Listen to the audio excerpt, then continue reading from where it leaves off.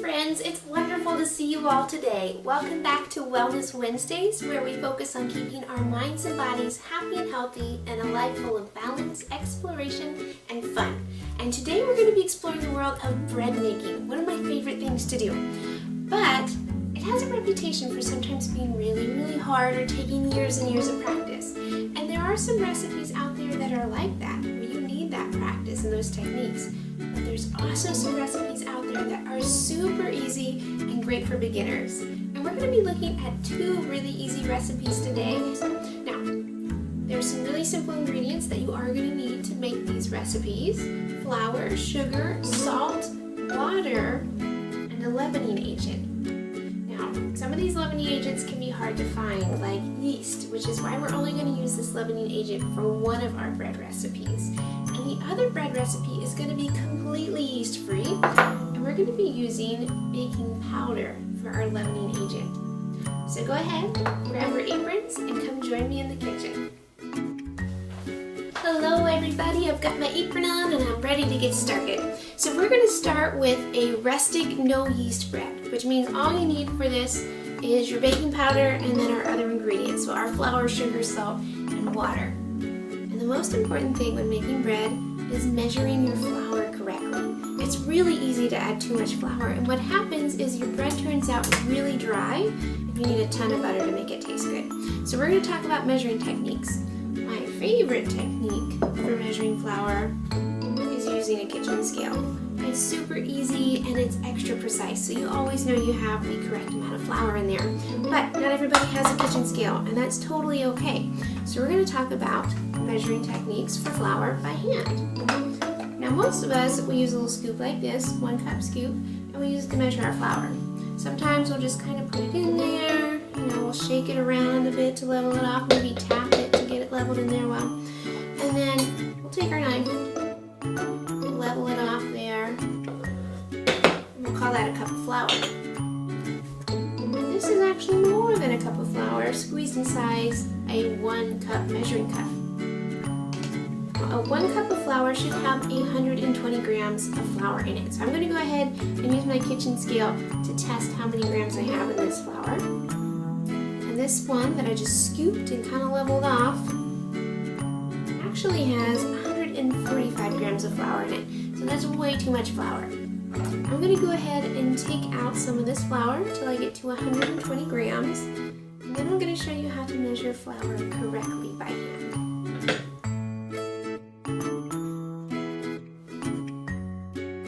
There. Alright, my kitchen scale says I'm now at 820 grams of flour. So I have 1 cup in the bowl. For this recipe, I need 2 cups of flour. So I'm going to go ahead and demo how to measure flour correctly for this 2nd cup. Now, when you're measuring flour correctly, I'm going to move sugar out of the way so you can see a little better. You want to fluff up the flour. So you can just kind of take a normal spoon, spin it around. That's going to get your flour nice and fluffy and airy and not compacted. So that's the thing we really want to avoid. We don't want to compact our flour. Now that we have this light, airy flour, we're just going to gently spoon some into our measuring cup. We don't want to tap it on anything or shake it to try and get it to flatten out. We're just going to very lightly put some flour in there. Just to get it refluffed. Now that we've got it kind of overflowing, take our knife, level it off, make sure our kitchen scale is on just so I can double check my work, and see how much is in here. So this one that we fluffed and spooned in by hand, instead of having 145 grams, which was too much, we have 122 grams of flour, which is still a little bit too much. 120 was what we were aiming for, because that is a true single cup of flour, but 122 is close enough for a really good recipe. So remember, measure your flour correctly if you want your bread to turn out magnificent. Now that we have our 2 cups of flour in the bowl, we're going to go ahead and add the rest of our dry ingredients. So first up, we have our baking powder. This is our leavening agent. That means it makes the bread rise. we're going to need 2 teaspoons of baking powder. Now, some of you might be familiar with something called Irish soda bread, which is something that uses baking soda, which is different than baking powder, to make the bread rise. It's very similar to this recipe, but it usually calls for buttermilk instead of water, and that's because baking soda needs an acidic ingredient to make everything rise. But baking powder already has an acidic ingredient in it, so it just needs something liquid so that acidic ingredient can combine with the baking soda that's in baking powder, and it'll make our bread rise. We need some sugar. So now that we've added 2 teaspoons of baking powder, we will add 1 teaspoon of sugar and a half teaspoon of salt. I recommend measuring salt over top of a sink or even just a plate or something, but not over your ingredient bowl, because sometimes it's hard to get exactly that half a teaspoon to come out, and you don't want the extra salt to go in your recipe. So I've got that half teaspoon of salt there. I'm going to take my whisk and I'm going to get those nice and mixed around before I add my wet ingredients. That way they're evenly distributed before they start getting sticky and tacky and turning into our yummy bread dough.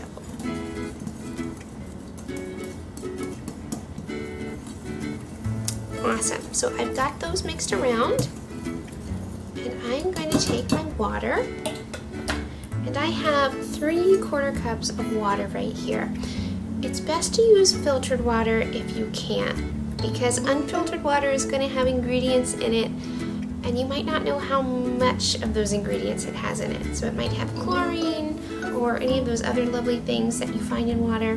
So the purest water you can find for your bread baking is best. We're just going to take that. It's 3/4 cups of water. It's about room temperature. Water in there, I'm just going to start stirring this around, and this is going to turn into our lovely bread dough.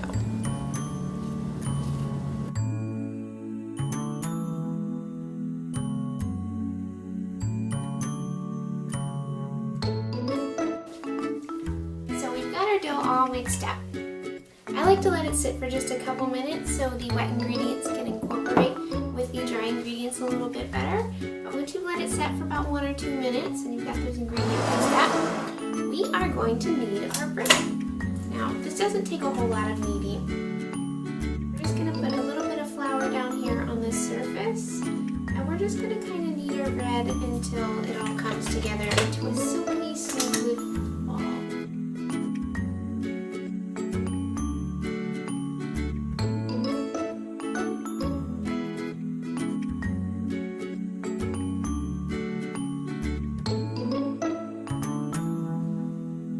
About 1 to 2 minutes of this, and you'll have a beautiful cooking ball of dough.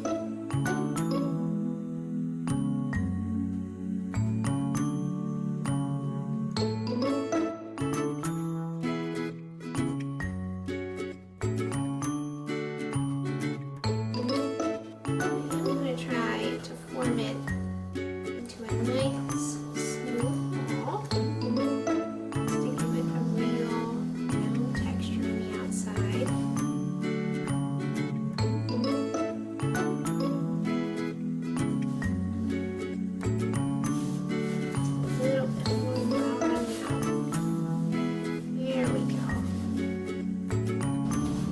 And we have formed a nice lovely loaf.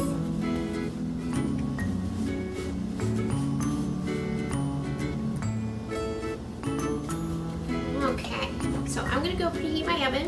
You want to start your oven at 425, but since I'm cooking in a little convection oven, I want to go 25 degrees lower than what the recipe usually calls for. I'm going to be preheating mine to 400 degrees Fahrenheit. And once this is ready, we'll get this on a cooking sheet and in the oven. Alrighty, so our oven is working on preheating. I've got a cookie sheet here. I don't want to stick the bread on just how it is right now though, because our bread would stick to this cookie sheet. So you can either grease it really well, you could take some cornmeal and sprinkle it on here to separate the bread from the cooking sheet. But what I'm going to do is I'm going to use some parchment paper. So I've got a piece of parchment paper over here. It's a little bit big for my cookie sheet, but that's okay. It won't hurt anything. And then I'm going to take my bread, maybe just a little bit of that flour, my bread right there. Now at this point we can cook it as is, or if we want to, we can take a knife and we can add a little pattern on here. So I might make a little oval.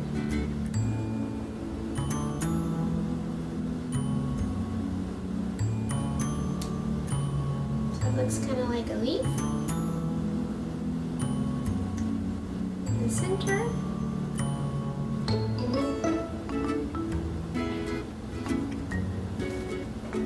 Then I think I'm going to put a line through it. And some lines radiating off of it. Now you don't have to add this pattern if you don't want to. And there's no right or wrong pattern. You can put any kind of pattern you want in the top of your bread dough. I think they're fun to experiment with because they do grow in the oven, which means the pattern's going to change as it cooks. Here we go. Once our oven's preheated, we're going to stick that in the oven for 15 minutes at 425, 400 degrees for a convection oven. And then after that first 15 minutes, we're going to lower the temperature of the oven. We're not going to open the oven door or anything. We're just going to lower the program of the temperature. And we're going to lower it to 350 or 325 for a convection oven. And then we're going to keep it in for a final 10 minutes. And then after those 10 minutes, we're going to take it out. So that's a total of 25 minutes cooking. 15 at 425 or 400 for convection, and 10 minutes at 350 or 325 for convection. And then we're going to have some delicious bread to eat. So our oven is preheated. I'm going to stick our bread in, set the timer for about 15 minutes. Remember, since it's convection, we're set at 400 degrees for those first 15 minutes. Good luck, little bread.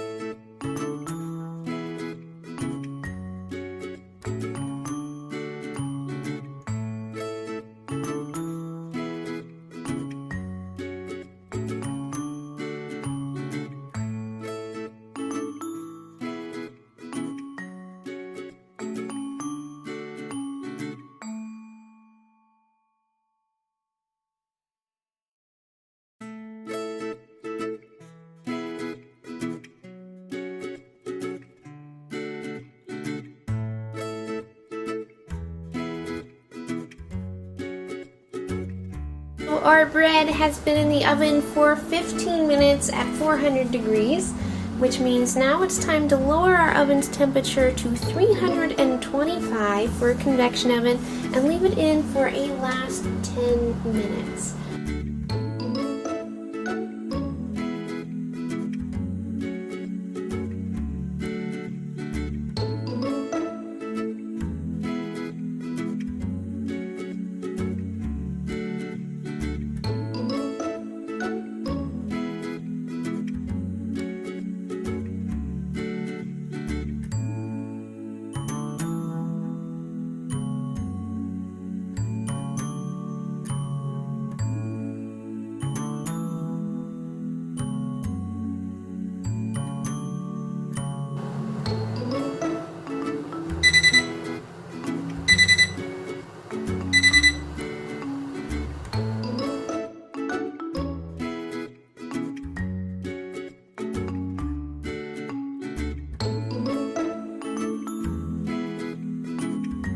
It looks gorgeous. Alrighty, I'm going to set it over here to cool.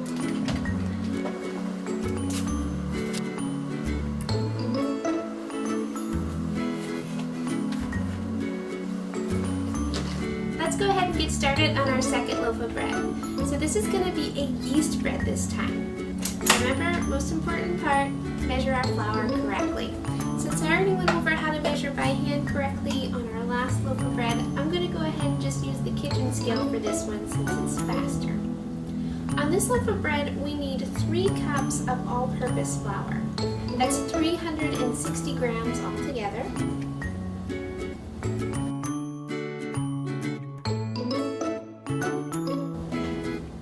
Alright, there we have it. There's the flour that we need. So let's go ahead and add the rest of our dry ingredients.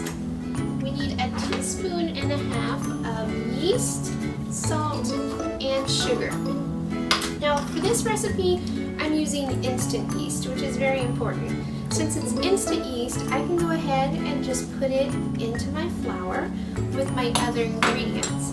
If I were using active dry yeast, I would need to dissolve this yeast into some warm water and let it bubble for about a minute before I mixed it in with the rest of my ingredients.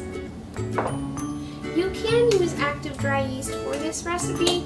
You just need to complete the recipe steps in a slightly different order. That way you follow the directions that's on each yeast packet. So there's a teaspoon of salt. I'm going to add another little half teaspoon.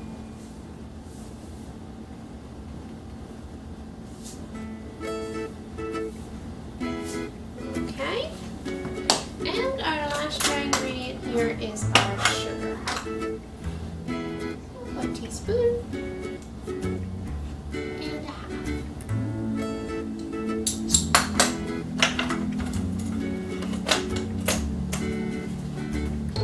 Now that we have all of our dry ingredients measured, we're going to get them equally distributed into the bowl. Just whisk it up there real good. Now remember, we have 3 cups of flour, a teaspoon and a half of sugar, a teaspoon and a half of salt, and a teaspoon and a half of instant dry yeast.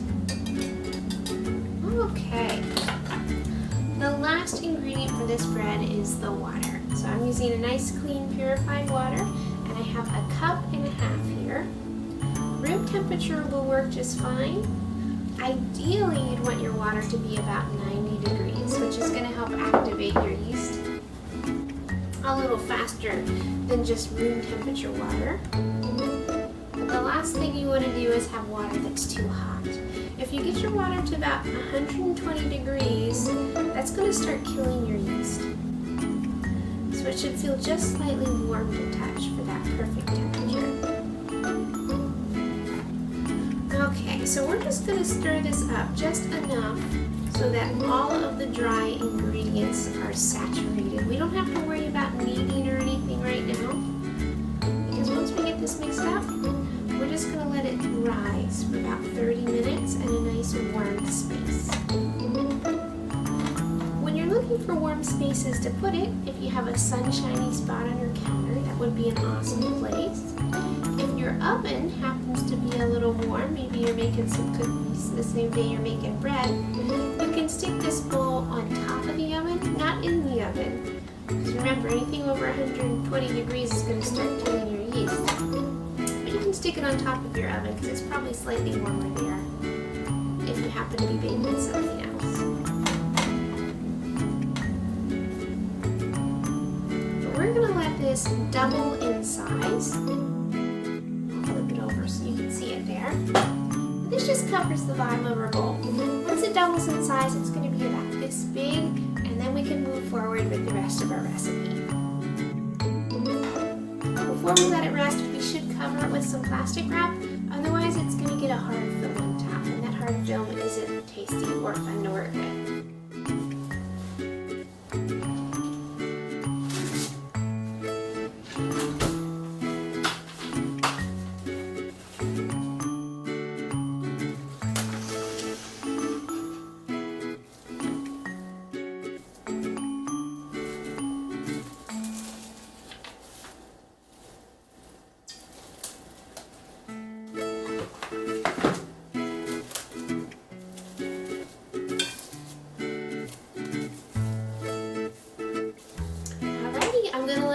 For about 30 minutes or until it doubles in size. If I don't have a warm space in my house, I might have to wait closer to an hour or an hour and a half to get it to double in size. So just think about the spaces you have available in your home and be patient accordingly to what kind of heat you can provide your dough. So we have our dough here. It's nice and fluffy and airy. It ended up having to sit out a little longer than I realized it would. So instead of it being like half an hour to an hour, I had to let this beauty sit for about 1 to 2 hours, okay? So I had a nice warm spot, so it was about an hour for me, just a little over. But if you don't have a nice warm spot in your home, you're probably going to be looking at letting this rise for about 2 hours. But now that it's all bubbly and beautiful and twice as big as it was before, we're going to transfer this into our final baking pan. I'm just using a normal 9 by 4.5 baking pan. I lined it with parchment paper. You could coat it with butter or baking spray. Either would work fine. I just prefer parchment paper. And I'm going to take these 2 forks and I am going to punch down the dough and kind of get it into a ball. And I know we just worked so hard and waited so long to get all these air bubbles in it, but we actually need to punch it down again. That way we can get it ready for the second rise. And I forgot to grease my bowl before I let it rise, so it's kind of sticking more to the bowl than it should, but that's okay. It won't hurt the final product any, it'll just make it a little harder to transfer.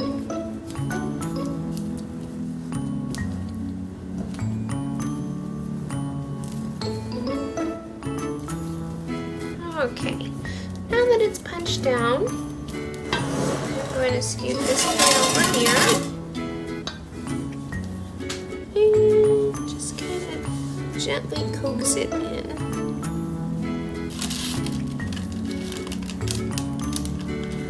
Parchment paper works as your grease, so you don't have to add butter or baking spray if you use parchment paper. But if you don't use parchment paper, don't forget to add some kind of grease to your pan so it won't stick later. Okay, now that we've got it in the final baking pan, we need to let this double in size again. Hopefully it won't take as long as the last rise. So the last rise was about an hour to 2 hours. Hopefully, this rise will only take about half an hour to an hour. Only time will tell. So I'm going to put this back in its nice warm spot. Our bread dough has been rising for about 30 minutes. It's definitely doubled in size. It looks gorgeous. So we're just about ready to put this in the oven. My oven's still working on preheating. The recipe calls for the bread to bake at 375 for 45 minutes. But since I'm working in a small convection oven, we want to set that 25 degrees lower. So I'm preheating my oven to 350 degrees. Our bread dough is in the oven. It's only been there for about a minute, so nothing much has changed.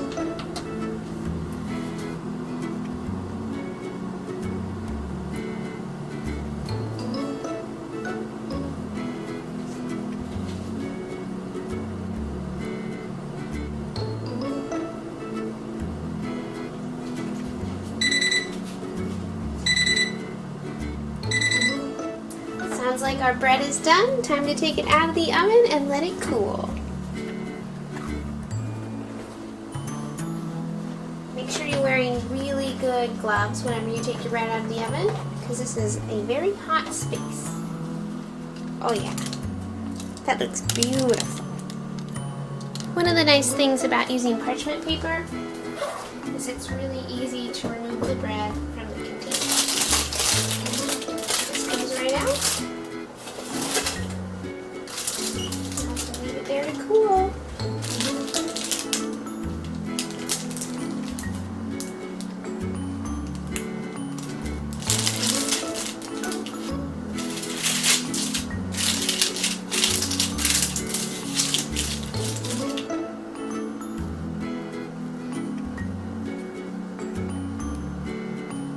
The time we've all been waiting for, we finally get to slice into our bread and take a bite. So I'm going to start with this one. Remember, this one was super fast and super easy. All we needed was baking powder. We didn't even have to have yeast to make it.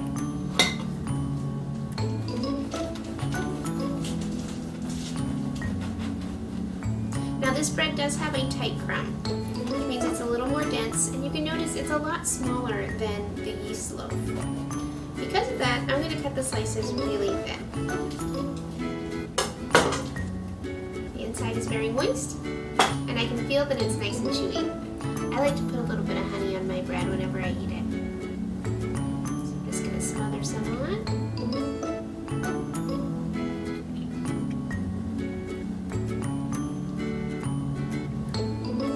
It may be easy, but it is also very edible. Super good. So that's our first bread, our baking powder bread. And let's take a look at our second loaf. So this was our yeast bread. Also pretty easy for yeast bread. We didn't have to knead it a whole lot. We let it rise for quite a bit of time. It had 2 rises and we had to punch it down in between. So it definitely takes a lot longer than this bread. But it looks so much more pretty. So this one had 2 cups of flour in it, and you can see about the size of it. And this one had 3 cups of flour, and a significant size difference. So I imagine, you can see how the crumb on that, which is all those little bubbles in there, they're real small, real close together. I imagine once we cut into this, we're going to notice that it has a much more loose crumb, so there's going to be larger bubbles because we have more time to rise on it. Definitely a lot softer than the baking powder bread. Oh yeah. Take a look here. That's beautiful, it's light, it's fluffy, it would be perfect for sandwiches. And really great for my honey I'm about to put on it. So this one is going to be harder to slice thin slices, especially since it's so warm. Much easier once you get through the outer crust.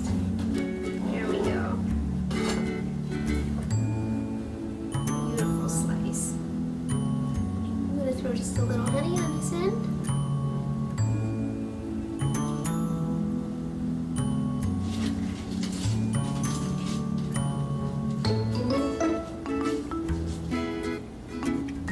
Delicious and warm. Thank you all for making bread with me. I hope you enjoy your own bread making adventures.